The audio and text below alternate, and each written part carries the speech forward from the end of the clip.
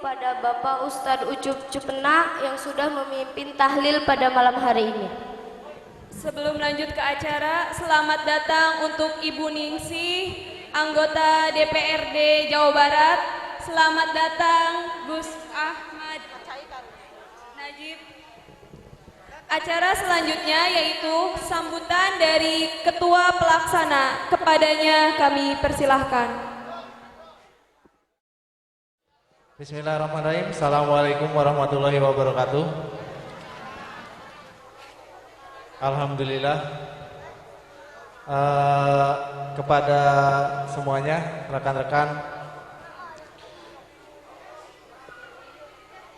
pertama-tama saya panjatkan puja dan puji syukur kehadirat Allah Subhanahu wa taala yang telah melimpahkan rahmat, hidayah dan kesehatan kepada kita semua, yang akhirnya kita bisa berkumpul, kita bisa pengajian bersama di sini. Pertama-tama terima kasih kepada seluruh kepanitiaan yang sudah bekerja sama, yang sudah berkolektif, dan juga seluruh tim yang bersangkutan. Terima kasih. Alhamdulillah acara ini terselenggara dengan baik. Yang kedua, terima kasih kepada pengurus DKM Mushola Syamsul Huda yang telah mensupport acara kita semua. Terus yang selanjutnya terima kasih juga kepada donatur-donatur yang telah mensupport juga acara kami. Dari saya sebagai ketua dan mewakili keseluruhan kepanitiaan, mohon maaf yang sebesar-besarnya bila ada yang kurang berkenan, baik dari dari penyelenggaraan ataupun apapun itu. Mohon maaf yang sebesar-besarnya. Terima kasih semuanya. Itu saja yang bisa saya sampaikan. Bila taufiq wal hidayah. Assalamualaikum warahmatullahi wabarakatuh. Terima kasih untuk Ketua Pelaksana atas sambutannya. Baik, acara selanjutnya adalah acara sambutan dari Bapak Kepala Desa Dongpyong Kulon ataupun yang mewakilinya. Kepada yang terhormat kami persilahkan. Assalamualaikum warahmatullahi wabarakatuh. Bismillahirrahmanirrahim. Alhamdulillahi rabbil alamin. Wabihi nasta'ina ala umurid dunya wa din. Wassalatu wassalam ala asrafi anbiya'i wal mursalin wa ala alihi wa sahbihi ajma'in, amma ba'du. Pertama dan paling utama adalah mengucapkan puji syukur kehadirat Allah Subhanahu wa taala yang senantiasa memberikan kita nikmat sehat walaupun keadaan sedang dalam wabah penyakit. Dan juga alhamdulillah warga dusun 4 yang dipelopori oleh anak-anak muda, saya nggak tahu apa namanya, Ikatan Remaja Wanasari, mengadakan acara Maulid Nabi di sini di RT 4 dan RT 1. Salawat dan salam tak pernah lupa saya junjungkan kepada Nabiullah, Nabi Agung, Nabi Muhammad Sallallahu Alaihi Wasallam yang senantiasa memberikan kita penerangan dalam ilmu melalui Al-Quran dan hadis. Karena beliau adalah Nabi terakhir yang dilahirkan pada tahun 571 12 Rabiul Awal. Sepatutnya kita umatnya wajib memperingati dengan cara secara syariat Islam. Yang saya hormati yang sudah ada di sini, Bapak Kiai yang saya hormati panitia dan seluruh jajarannya, yang saya hormati masyarakat, terutama tokoh-tokoh agama, tokoh masyarakat, RT dan RW, lembaga-lembaga yang ada di desa, juga kepada teman-teman perangkat desa yang hadir di sini. Tak lupa yang saya hormati kepada Ibu Yuningsih yang mewakili dapil berapa saya nggak tahu Bu, yang penting Ibu anggota dewan aja. Saya kurang paham Bu. Pada malam hari ini saya mewakili Bapak Kuwu yang tidak bisa hadir Pak. Yang pertama mohon maaf beliau tidak bisa hadir ke sini memberikan sambutannya.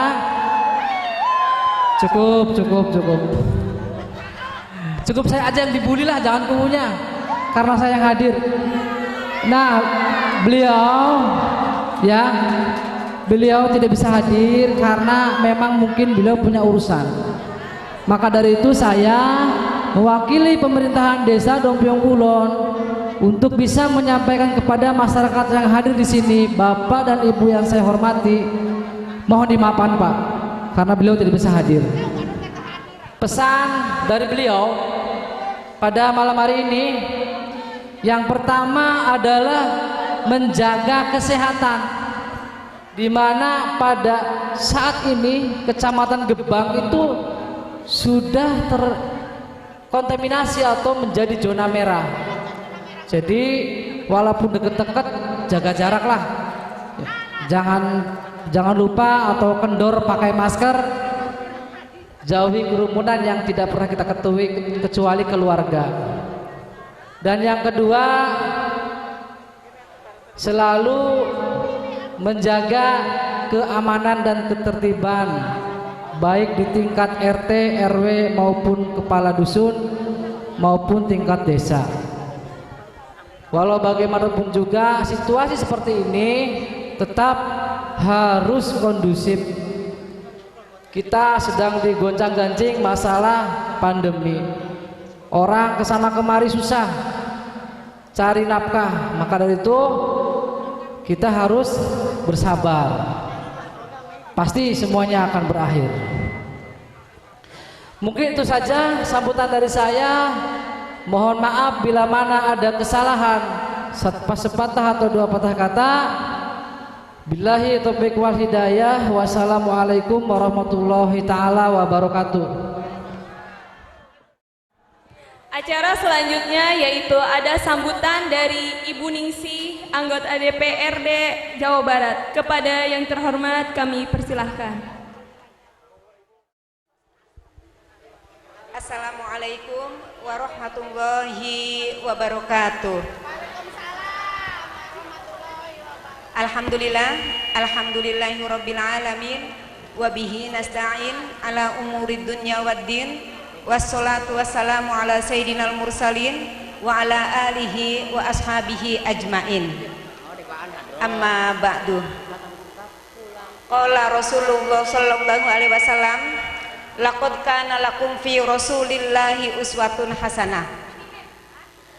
Yang saya hormati para sepuh, para ustadz, tokoh masyarakat, para kiai Desa Dompiong Kulon, khususnya umumnya Kecamatan Gebang. Barangkali ada hadir di sini dari Kalimaro, Kalimekar, Gagasari. Ini satu kecamatan. Yang saya hormati, yang mewakili Pak Kuwu. Ya, ini sudah bagus sekali nih. Yang mewakili Bapak Kepala Desa ini banyak sekali. Ada Pak Iman. Pak Iman ini sudah seperti saudara dengan saya. Di sini juga hadir ada Pak Mudi. Jadi Pak Kuwu sudah diwakili. Ibu-ibu, bapak-bapak mungkin karena ada kesibukan, ya ini sudah ada yang mewakili. Bapak-bapak, ibu-ibu, dan tak lupa juga Ustadz Ahmad Najib, ya, yang malam ini nanti bisa memberikan nasihat, tausiah kepada masyarakat kami. Alhamdulillah, malam ini tadi menjelang maghrib hujan besar. Tapi ini berkah karena mungkin akan ada pengajian peringatan Maulid Nabi Muhammad Sallallahu Alaihi Wasallam yang memang bulan ini kelahiran beliau. Kita selaku umatnya semua hampir seantero jagat memperingati kelahiran beliau. Mudah-mudahan di akhir nanti kita akan mendapatkan naungan syafaat dari beliau. Amin. Ya. Yang saya cintai ini perlu diacungkan jempol karena memang pengajian ini pelaksananya ternyata generasi muda. Ini yang perlu tentunya diberi apresiasi karena kita sekarang di zaman milenial ini justru kemajuan teknologi tapi tidak semua berdampak positif ya Bu ya Pak. Tapi ini pemuda blok 4 dusun 4 Warnasari ya. Ya, Warnasari Dompiong Kulon ini mengadakan acara pengajian yang tentunya nanti isinya nasihat-nasihat ini yang menjadi penggeraknya pemuda. Tepuk tangan untuk pemuda ya. Bapak-bapak, ibu-ibu sekalian, penceramahnya ini saya juga sudah tidak asing karena kemarin saat saya datang di Pleret juga ketemu juga, makanya tadi saya mendadak ini dikasih tahu sekarang oleh Mas Karnadi, kebetulan akrab dekat saat beliau dari Kalimaro ya kalau nggak salah dikontak. Jadi saya minta maaf bapak-bapak ibu-ibu barangkali kok Bu Yuningsi datang tiba-tiba, tapi saya seneng lah diundang, saya bisa hadir karena Dompiong Kulon pun tidak asing untuk saya. Hanya terus terang Pak Iman ini nggak pernah membawa saya ke blok sini.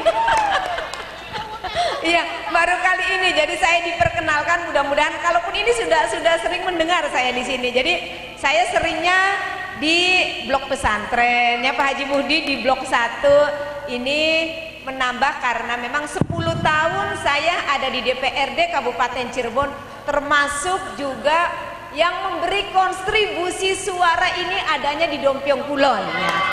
Untuk itu juga bapak-bapak ibu-ibu saya juga aji rasa aji rumangsa. Kalaupun begitu ada aturan baru, saya sudah diangkat, sudah dipilih, ada kontribusi suara bapak-bapak ibu-ibu yang Pak Haji Muhdi, Pak Haji Adil ini sudah seperti saudara semua di Dompiong Wetan, Dompiong Kulon ini memberi dan menghimbau mensosialisasikan saya karena mungkin putra daerah orang Gebang. Akhirnya saya dipilih, alhamdulillah 10 tahun bapak-bapak ibu-ibu saya mewakili bapak-bapak ibu-ibu semua menjadi wakil rakyat di Kabupaten Cirebon. Saya pun memberi kontribusi karena hakikatnya wakil rakyat itu membangun bukan dari uang sendiri. Dari mana kalau membangun uang sendiri? Saya memberi bangunan jalan dari Pak Iman yang belum terselesaikan itu di mana itu? Ya, iya masih banyak. Jadi begini, begitu ada aturan ini yang perlu diberi informasi supaya juga jangan menyalahkan juga pihak desa, jangan juga menyalahkan nanti pemerintah karena hakikatnya bapak-bapak ibu-ibu pembangunan itu ada kewenangannya masing-masing. Dulu sebelum ada Undang-Undang Desa nomor 6 tahun 2014, pemerintah provinsi, pemerintah kabupaten bisa membangun jalan yang diganggang. Tapi begitu Undang-Undang Desa turun, semuanya harus bisa difasilitasi oleh desa. Pusing Pak Kuwu lah, karena memang semuanya pembangunan harus dari desa, sementara dananya terbatas.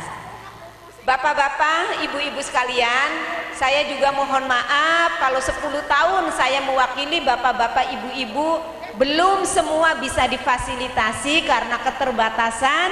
Saya 5 kecamatan yang terdiri dari 52 desa dulu waktu jadi DPR kabupaten. Begitu 2019 prinsip saya tidak mau stagnan ada di tempat itu. Jadi saya pengkaderan lah, kalau saya nanti nyalon lagi di Kabupaten Cirebon banyak selentingan, jangan nyalon lagi selagi Bu Yuningsi masih nyalon, jangan, nanti yang jadi juga dia lagi karena suara terbanyak. Jadi akhirnya bismillahirrohmanirrohim, saya belum izin ke bapak-bapak dan ibu-ibu semua karena belum pernah ada kegiatan seperti ini. Saya mungkin izin ke ajengan-ajengan atau sesepuh Dompiong Kulon, Pak Haji Muhdi, Pak Haji Adil. Saya insya Allah akan maju ke Provinsi Jawa Barat, alhamdulillah. Jadi kalau tadi Pak Ulis ya, Pak Ulisnya tidak apa, nggak tahu Bu Haji Nining ini dapil berapa. Ini namanya dapil Jabar 12 ya.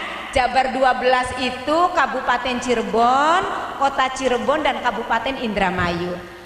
Dapil Jabar 12 ini, Ustadz Mujib sebentar ya, karena saya baru ketemu dengan masyarakat sebanyak ini di Dompiong Kulon, jadi saya menyampaikan juga.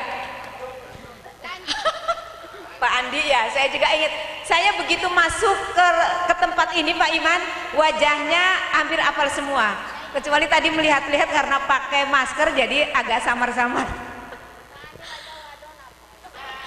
Jadi dari 4.000 itu bermata pencaharian, saya pikir yang sudah memang bekerja, Dompiong Kulon itu masuk kecamatan Gebang, dari 13 desa Gebang itu yang masuk pendidikannya menengah ke atas ya Dompiong diantaranya, Dompiong Kulon, Dompiong Wetan. Tapi memang kan ada Gebang di sana mungkin nelayan. Makanya saya ingat saat 2007 ada MTQ tingkat kabupaten, ingat nggak Pak Bu? Di depan itu di Dompiong Wetan, saya waktu itu masih jadi ketua Fatayat. Kita berjuang penuh MTQ untuk di bawah di kecamatan Gebang, disebutnya tidak Dompiong, kecamatan dulu karena kabupaten per kecamatan. Memperjuangkan MTQ untuk ditempatkan di kecamatan Gebang tidak dilirik sama sekali. Tapi saya sebagai ketua Fatayat saya ngotot karena Gebang itu bukan hanya orang nelayan, tapi punya 2 desa yang sangat handal, masyarakatnya pendidikannya menengah ke atas, itu ada Dompiong Wetan dan Dompiong Kulon. Akhirnya dipenuhi alhamdulillah. Ternyata tercatat MTQ terbaik sepanjang perjalanan di Kabupaten Cirebon adanya di Kecamatan Gebang, di Dompiong Wetan dan Dompiong Kulon ini. Ya, berarti ini kan menunjukkan memang partisipasi masyarakatnya juga sangat baik. Berikutnya, bapak-bapak, ibu-ibu, tidak hanya PNS yang bermata pencaharian di sini. Kami punya program, kebetulan saya ada di Komisi 2. Komisi 2 itu mitra kerjanya dengan Dinas Pertanian, Dinas Perekonomian. Jadi bagian ekonomi lah. Ini nanti karena kalau yang tua-tua nanti sudah akan selesai lah. Kita harapannya anak muda, makanya saya membanggakan sekali saya sempatkan untuk bisa hadir di sini karena saya mendengar pengajian ini yang ceramah juga orang muda. Saya belum mendengar yang ceramah Ustadz Najib ini, ternyata pas nyampe sini, oh ya ceramah sama. Pelaksananya juga orang muda, tentunya ini membanggakan karena pemuda yang sebenarnya itu yang mengatakan bahwa inilah saya, betul nggak? Bukan inilah bapak saya Pak Guru, inilah bapak saya umpamanya Pak Polisi, tapi pemuda itu yang mengatakan inilah saya, karena pemuda itu generasi masa depan itu. Nah, penduduk Dompiong bermata pencaharian pastinya ada pertanian. Ini ada dari pemerintah desanya datang Pak. Kami punya program di Provinsi Jawa Barat. Selama ini petani sangat tidak dipandang. Dianggapnya petani itu kuno, makanya orang untuk menjadi petani nggak mau. Banyak juga bapaknya petani, Dek, nanti sih nak kamu kalau besar jangan jadi petani lah seperti bapak. Sesungguhnya mulia, petani juga mulia karena kita Indonesia inginnya swasembada pangan. Untuk itu kita punya program, ada petani milenial Provinsi Jawa Barat Pak Iman, nanti mengutus satu desa itu minimal 30 orang anak muda untuk diusulkan program untuk menjadi petani milenial. Artinya petaninya bukan hanya yang megang cangkul, yang dulu pakainya apa untuk menggemburkan tanahnya pakainya meluku ya, terus begitu panen banyak hasilnya tidak laku karena memang kualitasnya tidak bagus. Kenapa kita punya program petani milenial untuk anak-anak muda supaya hasilnya pun kualitas pertanian kita bagus. Jadi nanti nunggu informasinya pasti akan ada surat dari kami untuk mengirimkan 30 orang untuk dilatih menjadi petani milenial. Tentunya kami pemerintah Provinsi Jawa Barat bertanggung jawab tidak hanya dicetak menjadi petani milenial, tapi juga terus bisa mendampingi dan memberi pendampingan di program-programnya. Setuju nggak? Ya. Berikutnya Bapak-bapak Ibu-ibu saya berpesan, ini sudah diizinkan ya, berarti pengajian seperti ini kita harus terus pakai tiga keharusan lah, harus memakai masker. Saya acungkan jempol, ini pakai masker semua. Masker boleh dilepas saat berbicara dan berfoto gitu kan, supaya kelihatan senyumnya lah ya gitu. Nah kalau berjaraknya memang agak susah. Terus nanti terus bercuci tangan, karena kita betul tadi yang disampaikan oleh Pak Ulis, Gebang itu masuk dalam kategori zona merah walaupun tidak 13 kecamatan. Tidak 13 desa. Mudah-mudahan kita semua yang ada di sini terlindungi, amin. Terus sehat.